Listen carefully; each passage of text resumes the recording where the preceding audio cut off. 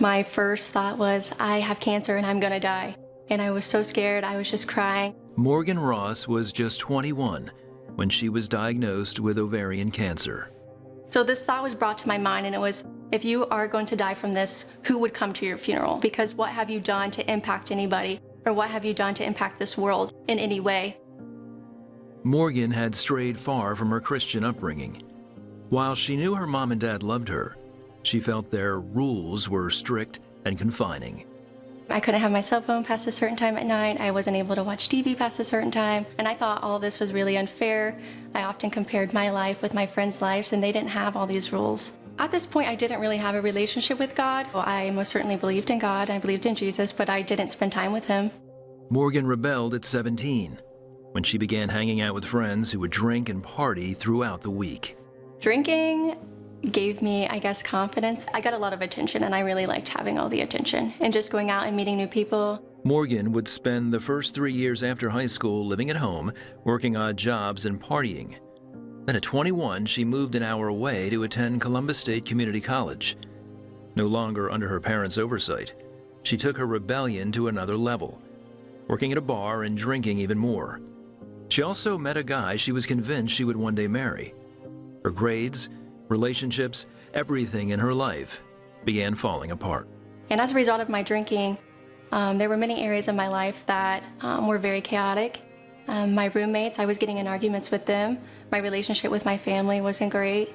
I was very selfish. After one semester, Morgan dropped out of school. Now beginning to see the consequences of her choices, she began asking God for help. But she was unable to resist the pull of her old life and continued to drink and party for another 4 months. One morning, she realized she was no closer to an answer. Lord, please help me to get out of this lifestyle that I'm living. I don't want to live like this anymore. I just kind of sat there, and this thought kind of come in my head, and it was, how long will you continue to say the same prayer until something changes? Within 2 weeks after excruciating pain in her lower abdomen, Morgan was in the hospital getting the news: ovarian cancer. Thankfully, they caught it early, but Morgan took it as a wake-up call. What have you done to impact this world in any way? And then God kind of just spoke to my heart, and he was like, this is what this life is all about. And I realized in that moment how selfish I had been living. It was just all about me. And God was just telling me, like, you are here to love and to help others. Morgan moved back home after surgery and 3 months of chemotherapy. After being declared cancer-free, she began going to church. But Morgan's heart would continue to be divided between God and the man she'd thought she would marry.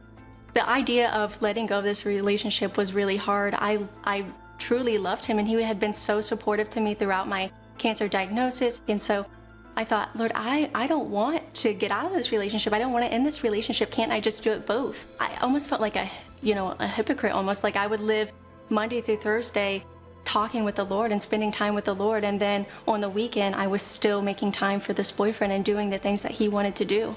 After 5 years of living with a heart divided, Morgan had to make a choice. I remember just breaking down and just saying, Lord, I'm trying to live differently. I really am trying. And that was a moment where the Lord was like, that is what surrender is realizing that you can't do it on your own. So it was at that point where my desires had changed, and I no longer wanted to go out and drink, and I was able to stay away from it. I didn't even have a desire to go out. Morgan began devoting more and more of her time to pursuing God, until finally she had surrendered every area of her life to Christ, including her love life. She broke up with her boyfriend, and in October 2020, at 27 years old, Morgan was baptized.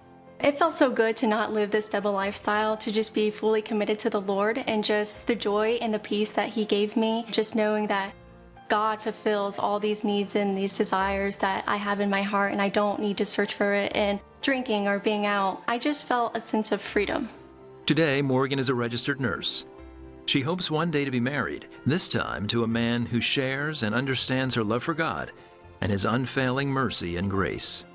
God is just so loving and so forgiving and so kind and so patient, and I'm just so thankful that he never gave up on me. For those who are struggling in their relationship with the Lord, because maybe you are still caught up in that old life, you're living a double lifestyle, I would just encourage you to just continue to stay close to the Lord, just continue to pray, and He will make those changes in you. You just have to surrender it to Him.